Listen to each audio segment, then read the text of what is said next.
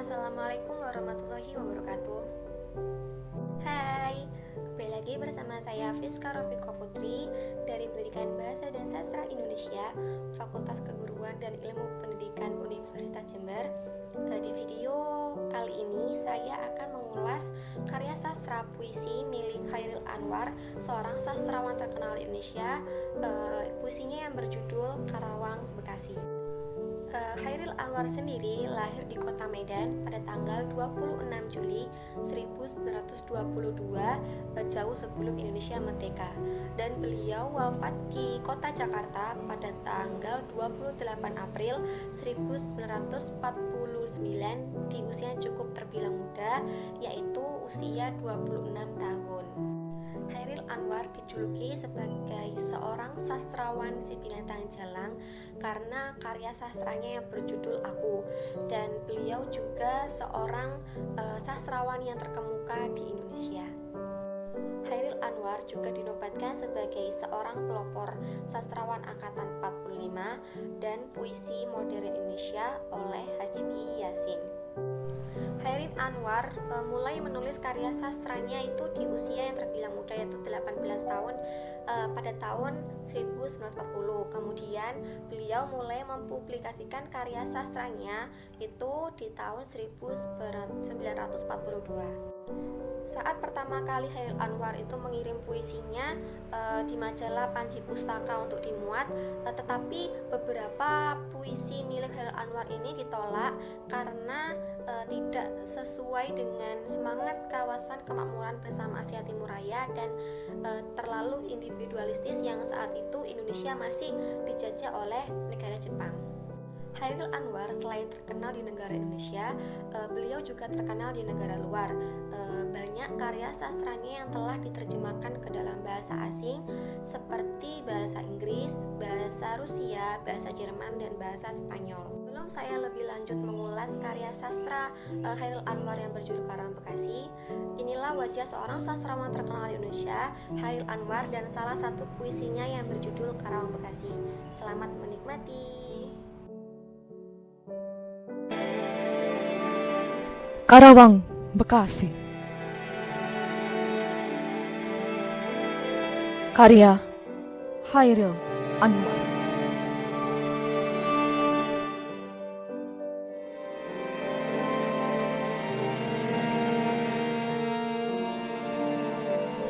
Kami yang kini terbaring antara Karawang, Bekasi,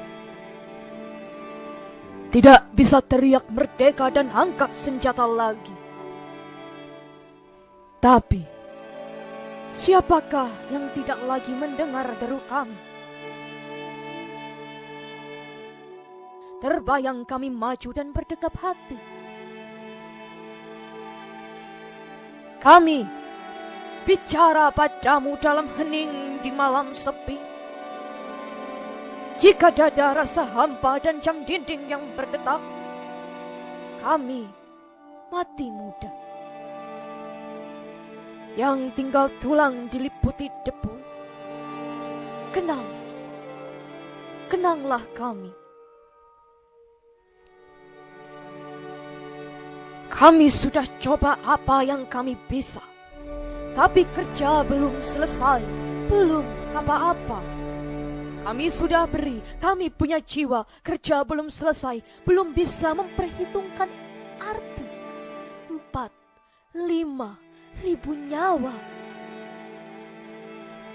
Kami cuma tulang-tulang berserakan, tapi adalah kepunyaanmu. Kaulah lagi yang tentukan nilai tulang-tulang berserakan, ataukah jiwa kami melayang untuk kemerdekaan, kemenangan dan harapan, atau tidak untuk apa-apa.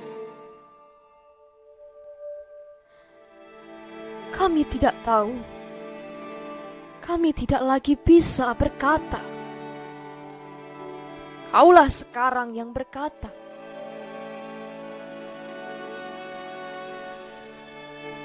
Kami bicara padamu dalam hening di malam sepi. Jika dada rasa hampa dan jam dinding yang berdetak, kenanglah kami. Teruskan teruskan jiwa kami menjaga Bung Karno, menjaga Bung Hatta, menjaga Bung Syahrir. Kami sekarang mayat, berilah kami arti. Berjagalah terus di garis batas pernyataan dan impian.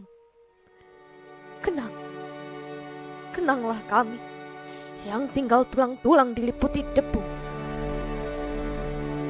Beribu kami terbaring antara Karawang Bekasi. Karya Chairil Anwar yang berjudul Karawang Bekasi ini sangat menyentuh hati bagi siapa saja yang membacanya, sehingga menimbulkan semangat untuk melanjutkan sebuah perjuangan yang selalu berkelanjutan. Maka tak salah kalau Chairil Anwar ini dijuluki sebagai seorang pelopor angkatan 45 dan penyair legendaris Indonesia. Ketertarikan untuk menganalisis karya sastra puisi milik Chairil Anwar yang berjudul Karawang Bekasi ini karena semua karya sastranya yang ditulis oleh Chairil Anwar ini memiliki pemaknaan yang dalam di setiap kata-katanya. Dari segi intrinsik, yaitu ada tema dari puisi Karawang Bekasi ini adalah perjuangan para pahlawan yang telah gugur dalam medan perang dan terbaring antara kota Karawang dan kota Bekasi. Hal ini bisa dilihat pada baris pertama puisi dan baris terakhir puisi, yaitu ada kalimat kami yang kini terbaring antara Karawang Bekasi, dan baris terakhir berbunyi beribu kami terbaring antara Karawang Bekasi. Pada puisi Karawang Bekasi memiliki berbagai majas, di antaranya majas metonimia ya seperti yang ada di kalimat kami cuma tulang-tulang berserakan. Ini ada majas metafora pada kalimat atau jiwa kami melayang untuk kemerdekaan, kemenangan dan harapan atau tidak untuk apa-apa. Selanjutnya ada majas sinekdoki yang terdapat pada kalimat jika dada rasa hampa dan jam dinding yang berdetak. Pada puisi Karawang Bekasi ini juga terdapat banyak diksi, yaitu diantaranya kami bicara padamu dalam hening di malam sepi. Selanjutnya, jika dada rasa hampa dan jam dinding yang berdetak, kami cuma tulang-tulang berserakan.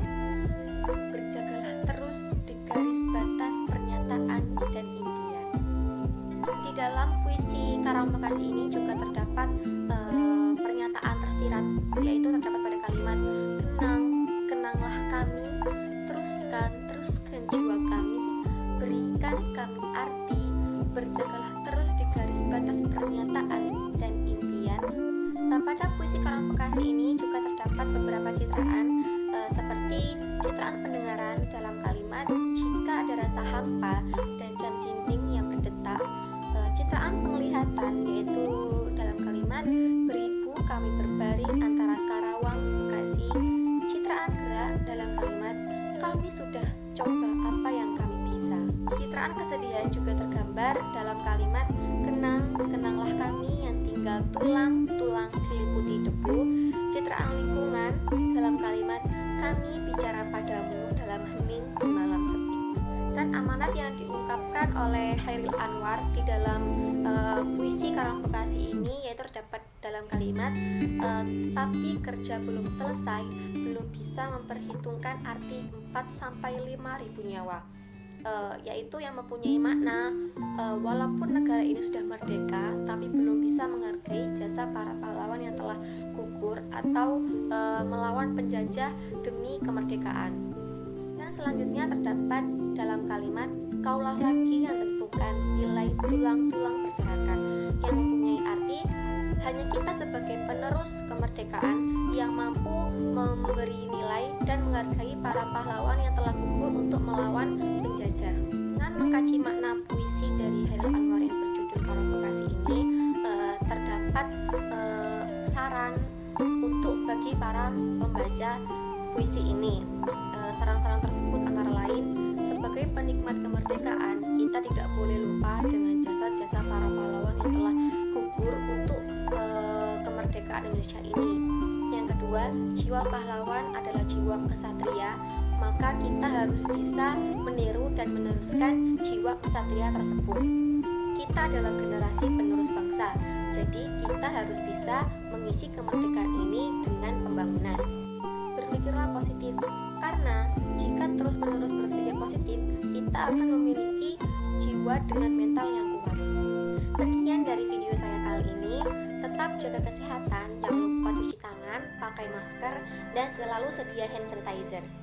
Dadah. Wassalamualaikum warahmatullahi wabarakatuh.